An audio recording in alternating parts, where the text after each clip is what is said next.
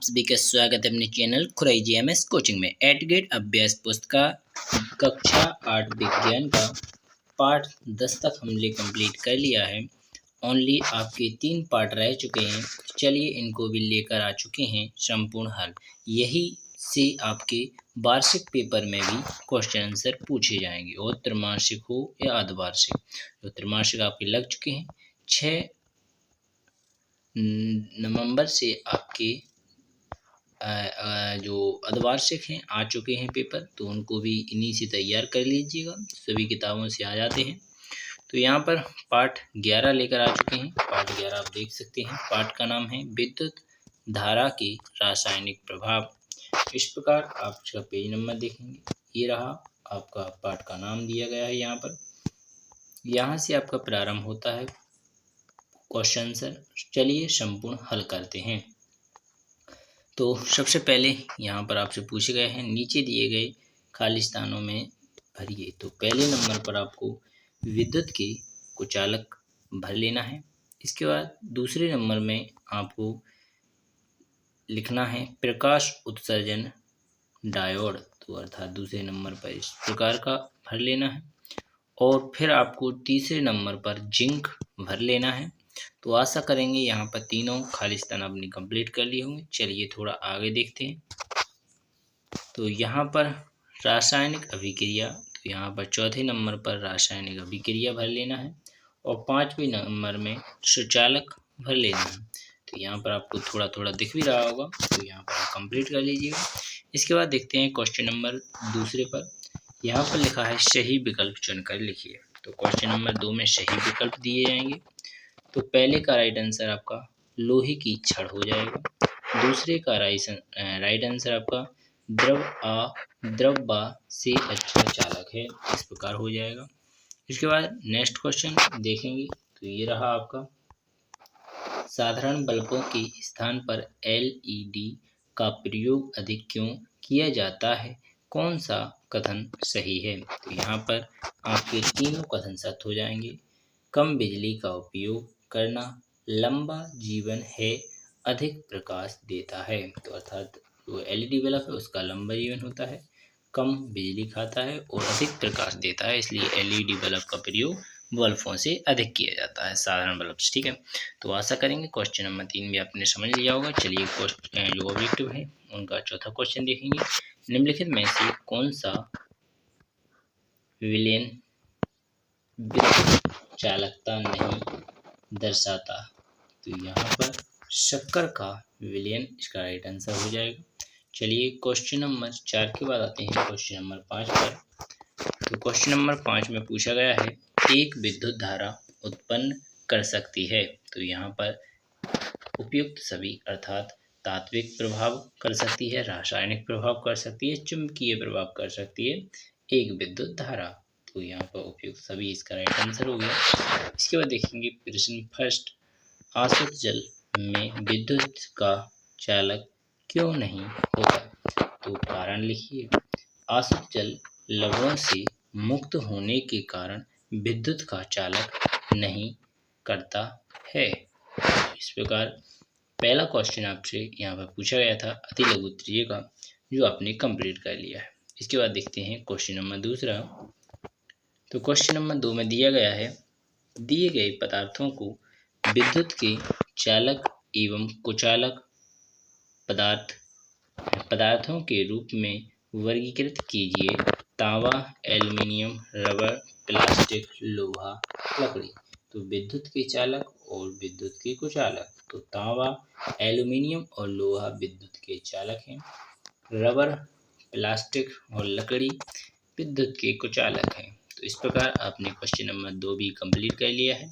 चलिए अब देखते हैं क्वेश्चन नंबर 3। जब किसी तार में विद्युत धारा प्रवाहित की जाती है तो उसके पास रखी चुंबकीय सुई पर क्या प्रभाव पड़ता है। जब किसी तार में विद्युत धारा प्रवाहित की जाती है तो उसके पास रखी चुंबकीय सुई पर विक्षेप होता है। प्रकार क्वेश्चन नंबर 3 भी आपने कंप्लीट कर लिया है। चलिए अब देखते हैं क्वेश्चन नंबर 4। क्वेश्चन नंबर 4 में पूछा गया है, विद्युत धारा के रासायनिक प्रभाव से आप क्या समझते हैं? किसी, और इसका राइट आंसर हो जाएगा, किसी चालक द्रव की विद्युत धारा प्रभावित होने पर रासायनिक अभिक्रिया होती है, इसे विद्युत धारा का रासायनिक प्रभाव कहते हैं। इस प्रकार क्वेश्चन नंबर 4 कंप्लीट कर लिया है। चलिए क्वेश्चन नंबर 5 देखेंगे, लघु उत्तरीय प्रश्न। चित्र में दर्शाई गई व्यवस्था में बल्ब नहीं जलता, बल्ब न जलने के संभावित कारण लिखिए। तो इस प्रकार आपने इसे देख लिया है। तो इसका राइट आंसर आप इस प्रकार चित्र दिया गया है और फिर लिख सकते हैं, जब कोई द्रव विद्युत धारा को अपने से प्रभावित होने नहीं देता तो संभाव्यता का परिपथ पूरा नहीं होता तथा बल्ब नहीं जलता है। तो इस प्रकार आप देख सकते हैं इसे। चलिए थोड़ा और आगे देख लेते हैं। क्वेश्चन नंबर 6, गीले हाथों में विद्युत उपकरणों को छूना हानिकारक होता है, कारण लिखिए। जल में लवणों की उपस्थिति के कारण विद्युत का चालन होता है और करंट लग सकता है, इसलिए गीले हाथों में विद्युत उपकरणों को छूना खतरनाक होता है। इस प्रकार आपका क्वेश्चन 6 भी कंप्लीट होता है। क्वेश्चन 7 देखेंगे, आपको समुद्री जल एवं आशुद्ध जल दिए गए हैं, इनमें से कौन से जल का उपयोग आप परिपथ में चालक के रूप में करेंगे एवं क्यों, कारण लिखिए। समुद्र जल का उपयोग परिपथ में चालक के रूप में करेंगे क्योंकि इसकी लवण अधिक होने के कारण विद्युत का चालन आसानी से करता है। तो आशा करेंगे आपने क्वेश्चन नंबर 7 को भी अच्छी तरह समझ लिया होगा। क्वेश्चन नंबर 8 का और इसका आंसर देखेंगे। तो क्वेश्चन नंबर 8 है, विद्युत लेपन किसे कहते हैं? दैनिक जीवन में विद्युत लेपन के उपयोगों को सूचीबद्ध कीजिए। तो यहाँ पर उसका उत्तर हो जाएगा, विद्युत द्वारा किसी पदार्थ पर किसी वांछित धातु की परत निक्षेपित करने की प्रक्रिया को विद्युत लेपन कहते हैं। इसका दैनिक जीवन में विद्युत लेपन का उपयोग पूछा गया है। गैस बर्निंग में, साइकिल का हैंडल में, पहियों की रिंग में, स्नान गृह की टोंटी आदि में इस प्रकार इनका प्रयोग किया जाता है।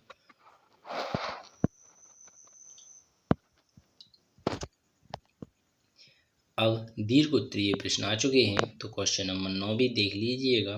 विद्युत लेपन को दर्शाते हुआ परिपथ क्रियाकलाप द्वारा समझाइए। एक बीकर में 250 ml आशुद्ध जल लीजिए, इसमें चाय की 2 चम्मच भरकर कॉपर सल्फेट घोलिए। अधिक चालक बनाने के लिए कॉपर सल्फेट विलयन में कुछ बूंदें तनु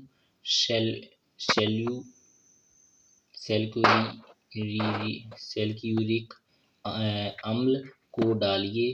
तांबे की प्लेटों को रेंगमाल से साफ कीजिए, इन्हें पानी में धोकर सुखाइए। तांबे की प्लेटों को एक बैटरी के टर्मिनलों से संयोजित कीजिए। तो आशा करेंगे आपको 9 क्वेश्चन समझ में आया होगा। इसका चित्र पूछा गया था तो इस प्रकार इसका बन जाएगा, जैसे उन्होंने बताया था कि पानी वानी साफ कीजिए फिर रखिए। तो यहाँ पर आपका क्वेश्चन नंबर 9 कंप्लीट हो जाता है। क्वेश्चन नंबर 10 का पहला देखेंगे, माचिस की खाली डिब्बी, विद्युत तार, चुंबकीय सुई एवं बैटरी की सहायता से तैयार परिपथ का आरेख खींचिए। तो यहाँ पर इसका उत्तर हो जाएगा। तो इस प्रकार आप इस चित्र को देखेंगे, इसके बारे में थोड़ा लिखा हुआ वो भी देखेंगे। तो इसका फर्स्ट में चित्र ही बनाना, तो चित्र बन चुका है, आप देख लीजिएगा। इसके बाद इसी का सेकंड जो क्वेश्चन है उसमें आपको प्रश्न फर्स्ट 10 पहले में खींचे गए परिपथ क्रियाकलाप 14.3 की में दिखा परिपथ में चारों की स्वतंत्र सिरों को तालिका में दिए गए पदार्थों को ढांकने पर होने वाले परिवर्तनों को लिखिए। तो इस प्रकार आपने देख लिया है। नींबू का रस हाँ और सुचालक है, सिरका हाँ और सुचालक है, दूध हाँ और सुचालक है, आशुद्ध जल नहीं और कुचालक है, आलू हाँ और सुचालक है। इसके बाद शहद नहीं तो यहाँ पर कुचालक है। इस प्रकार आप उनको लिख लीजिएगा। सुचालक कुचालक के बारे में वो सब कुछ जानकारियाँ दी गई हैं। इसके बाद देखते हैं इसके बारे में और लिखा हुआ है, इसे भी देखेंगे। वास्तव में विशेष परिपथों में अधिकांश पदार्थ विद्युत धारा का चालन कर सकते हैं। यही कारण है कि पदार्थों को चालकों तथा विद्युत रोधियों के रूप में वर्गीकृत करने की अपेक्षा अच्छे चालकों तथा हीन चालकों के रूप में अधिक मान्यता दी जाती है। तो इस प्रकार आप क्वेश्चन नंबर कंप्लीट कर लेंगे। इसके बाद देखते हैं क्वेश्चन नंबर 10 के बाद नंबर फर्स्ट, विद्युत सुचालक एवं कुचालक पदार्थों की पहचान के लिए विद्युत परिपथ का निर्माण कीजिए तथा नीचे एक बंद विद्युत परिपथ पर खुला विद्युत परिपथ आरेख भी खींचिए। इस प्रकार आप देख लेंगे पहला क्वेश्चन। इसके बाद इसका आगे का देखेंगे तो यहाँ पर आंसर रहेगा इसका। विद्युत सुचालक पदार्थ कॉपर, तांबा, चांदी, सोना आदि। विद्युत कुचालक पदार्थ लकड़ी, कांच, कागज, वायु। विद्युत परिपथ का चिन्ह। इस प्रकार चिन्ह दिए गए थे। यह बंद विद्युत परिपथ है, ये खुला विद्युत परिपथ है। इसके बाद देखेंगे आप इसी का आगे बाद होगा शाला और आपके घर में बिजली बचत के लिए आप कौन कौन से उपयोगों को अपनाएंगे, सूची बनाइए। बिजली बचाने के निम्नलिखित उपाय हैं। एलपीजी, एलईडी का उपयोग, घरेलू का उपयोग, रेगुलेटर का उपयोग, सोलर एनर्जी का उपयोग, घर में खिड़कियां बनाकर। इस प्रकार इनका प्रयोग कर सकते हैं। तो आशा करेंगे आपको